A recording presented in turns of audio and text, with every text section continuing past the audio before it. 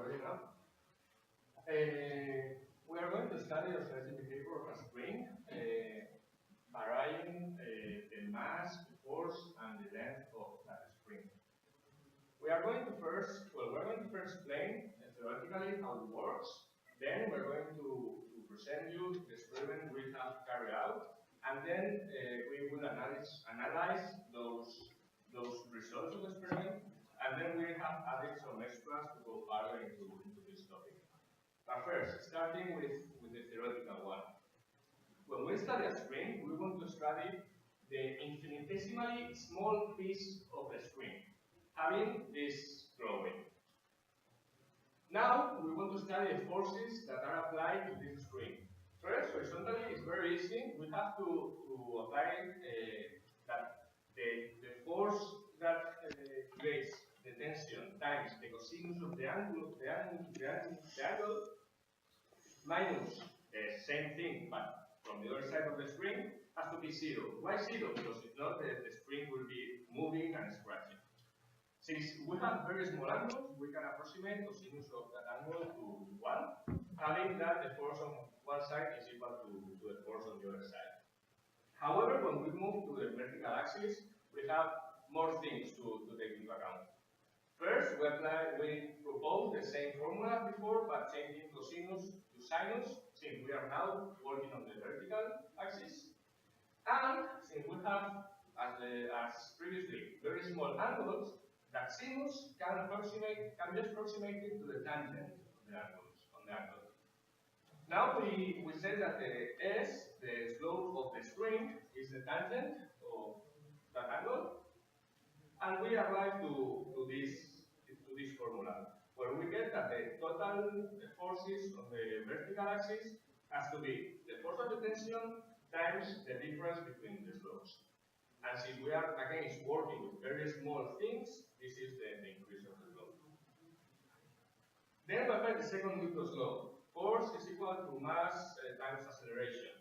We substitute from the previous slide that force in the vertical was the force of the tension times the increase of the slope. So we substitute it. The mass of an infinitesimally small piece of a spring is the linear density of that spring times how big that spring is. And since it's infinitesimally small, we have to place it like that.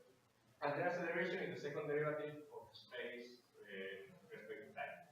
We arrange the equation, we move this here, and we get this full equation. Then we propose the common wave equation that everybody knows and is commonly known, and we have to compare both of them, taking into account that the length of the spring is almost 0. So the first part is equal, the last part is equal, so we have to compare that little two parts in here. We arrange those parts and we get to this formula, that this was our goal. However, we wanted to make sure it wasn't something tremendously tremendous failure, and we perform a dimensional analysis as we did in physics 1. So we check that this matched what we have to do. Then, as we all know, when a spring vibrates, it creates different harmonics that can be obtained through this formula. However, we are going only to study the first harmonic. So we substitute n by 1 and we go on.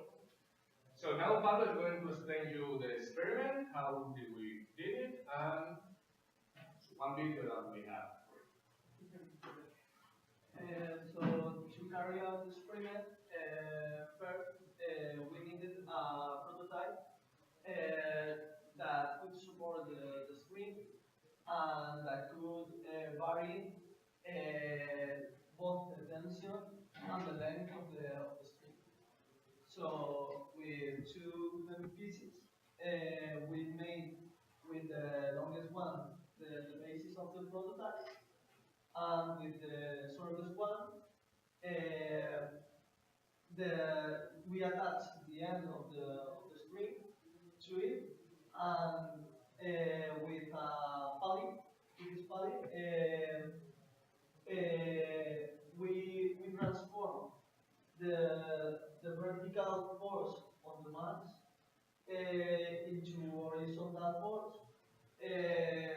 that, we can apply the dimension of mass to the string.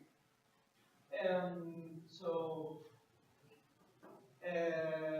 we first thought that to record the vibration of the string only with a microphone, but then we realized that as we were doing the experiment with a guitar string, and the guitar string is made of metal, we could record the vibration in other way, in the electrical way.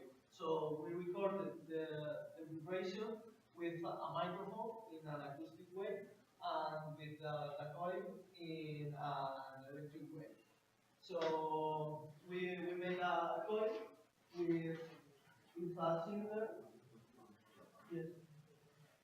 We made a coil with a cylinder, and we made a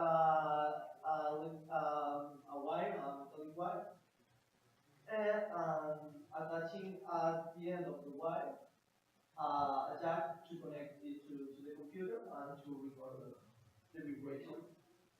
We realized too that as the nearer the coil was to the string, the clearer signal it records. So we proceed to, beforehand doing experiment, we made a theoretical the theoretical basis of the experiment to set the initial weight and length of the string. So once we've done all of this, we proceed to make the experiment. As Pepe was make the string vibrate, the rest of the members were writing down the data. So we record the vibration of the chord with Audacity, and we use that audio in MATLAB to work with it as free vectors, and we export the vectors.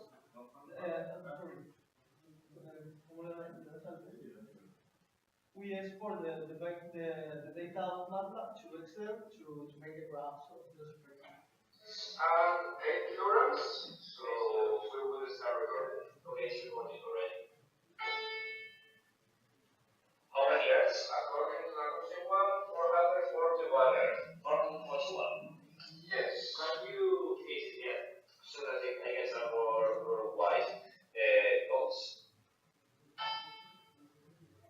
441.3 instrument, please. Thanks. You are welcome.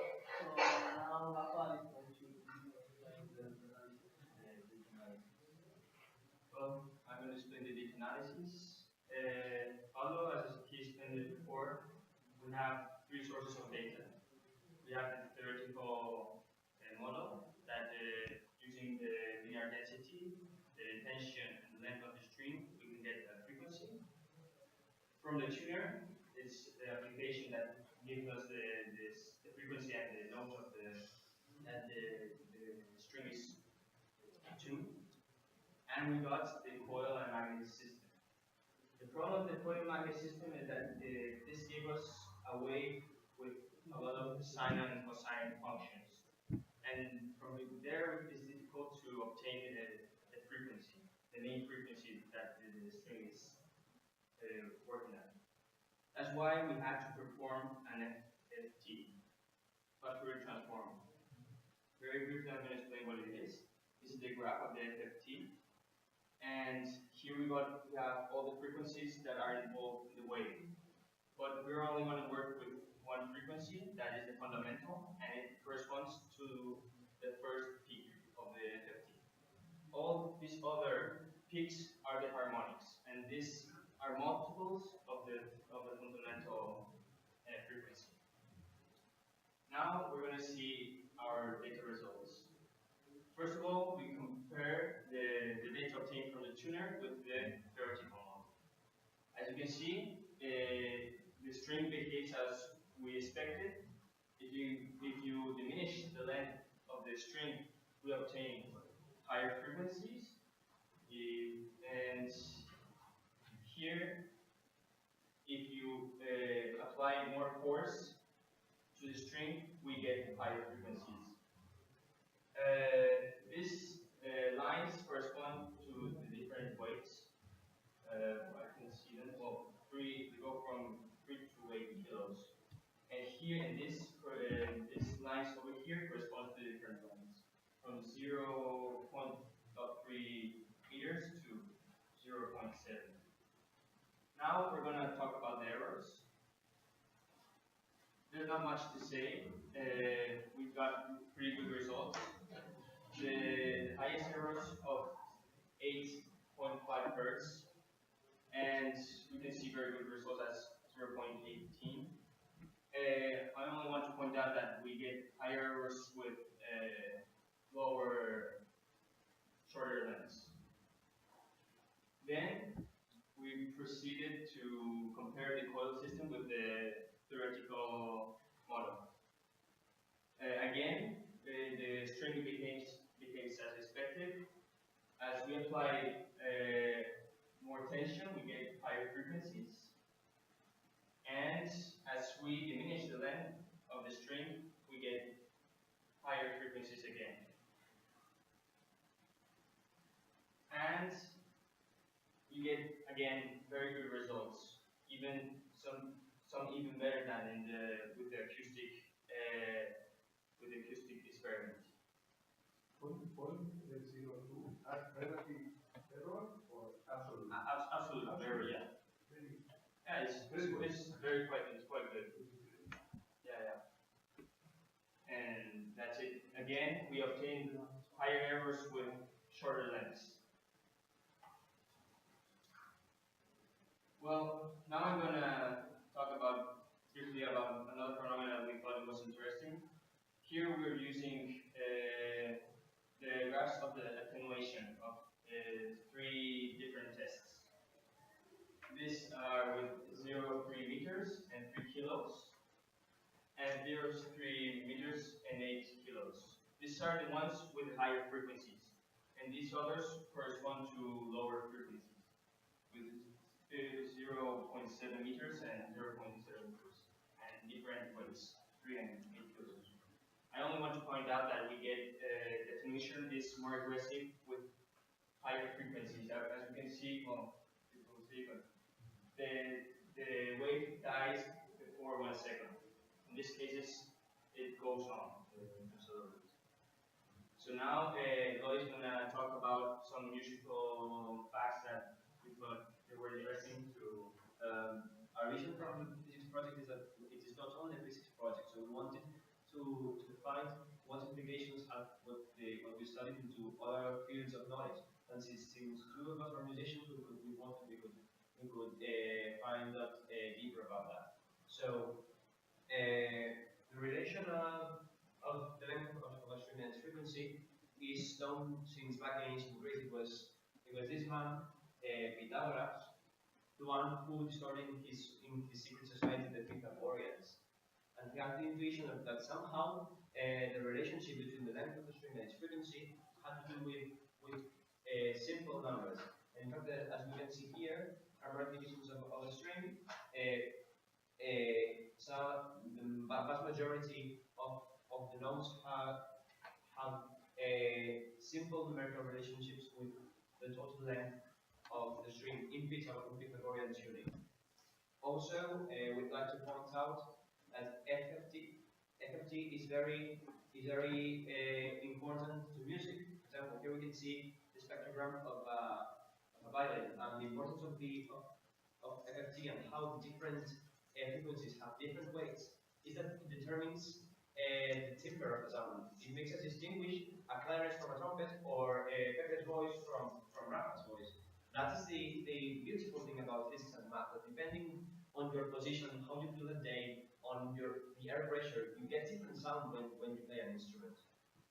And finally, the third thing I would like to point out is consonance and dissonance. why some groups of notes when played together sound good and others sound bad? Well, the answer is in the first common harmonic between these two notes.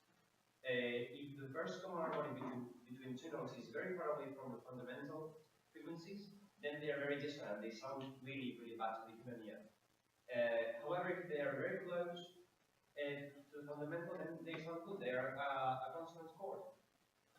Now we would like to do some demonstration of our normally. If you come closer, you may hear it better because we don't have any amplifier. However, we think that you can hear. The normal procedure is this was connected to the computer, and we hit the string with a pencil or something similar, and then we will record the process. But we could do something funnier, so we would like to play a song.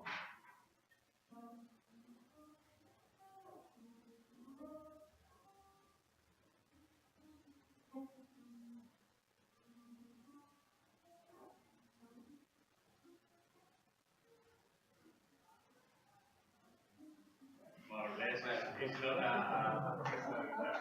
So this is all. If you have any questions regarding anything, please ask us, and we will be glad to explain it. Thank you. Hemos tenido la velocidad de propagación. Si vuelves al principio, hay un ejercicio de velocidad de propagación. Antes. Después de comparar la ecuación con la ecuación estándar, la conclusión es que la velocidad de propagación aumenta por la tensión del mismo. Cada vez que pones más peso, aumenta la carga. Más, aumenta la velocidad de propagación. Sí. O sea, pasa a la siguiente, pasa a la siguiente. Estos de los armónicos. No, sí, no, se puede hacer.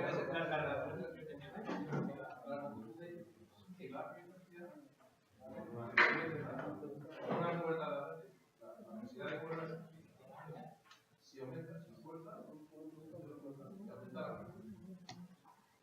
Y ahí, por lo que habéis sacado las gráficas de diferentes fuerzas. Y las gráficas estas, sí, la puedo explicar mejor. Sí, es que casi no se veía lo que. No se ve por la luz. Podéis ver en la memoria que la está. En horizontal tengo longitud. Aquí sí, en la gráfica sí. Vale, y cada color es tensión, diferente tensión. La más alta, tensión más alta. Sí. Tensión más alta, 8 kilos. Vale, 3 y 8 kilos. Y a la izquierda tengo frecuencias. Sí. Frecuencias. Cuanta más tensión tengo, no debo ver esto de por esto. Lo tenéis un fondo negro. Es verdad. Poner un fondo negro, de todas formas, o sea, es que ahí se ve súper bien. Lo tenéis en vuestra pantalla.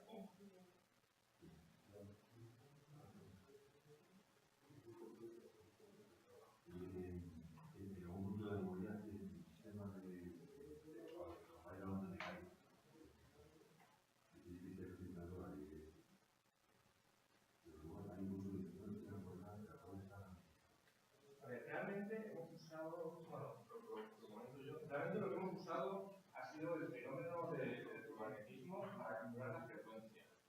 Si os fijáis en todo el trabajo, no hay ninguna referencia a ninguna fórmula de magnetismo ni de impulsión ni de nada. O sea, no hemos usado por comentarlo. Por el hecho de que nosotros realmente lo que hacíamos era conectarlo esto a un jack y configurarlo en el ordenador con un micrófono. Entonces el ordenador, cuando hacías el golpecito, de hecho, como se puede ver, cuando ves aquí, este imán lo que hace es, o sea, esto está más alto, ¿vale? De hecho, aquí falta un blanquito, pero bueno. Y lo que hace, de hecho, tenemos un dibujito, es que lo magnifica la cuerda. Se magnifica la cuerda, pues es lo que creemos que pasa, pero es un material níquel, creo, la cuerda, por eso se magnifica. Es el concepto que se usa.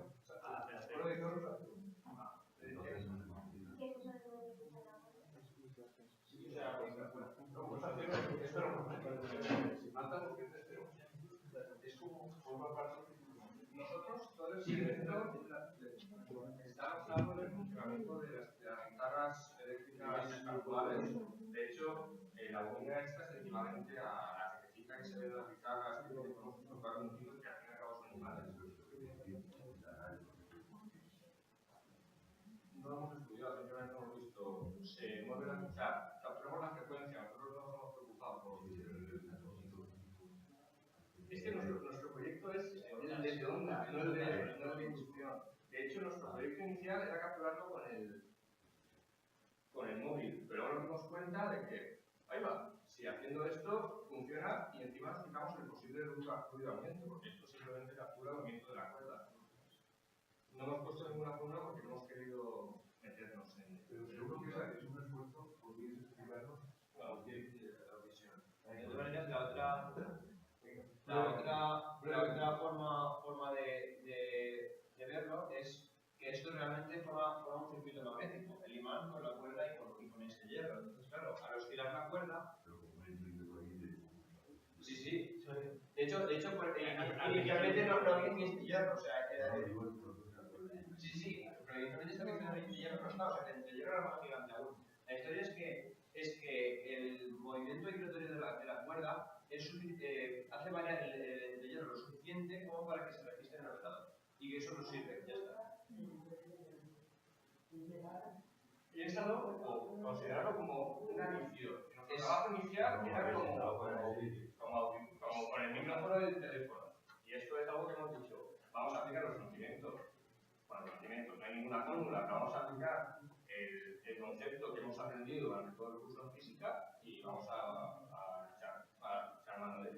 De hecho, hay un párrafo en la memoria que explica que no queríamos limitarnos simplemente a ondas y queríamos pues abarcar todo lo posible dentro del experimento sin llegar a profundizar como si fuera un experimento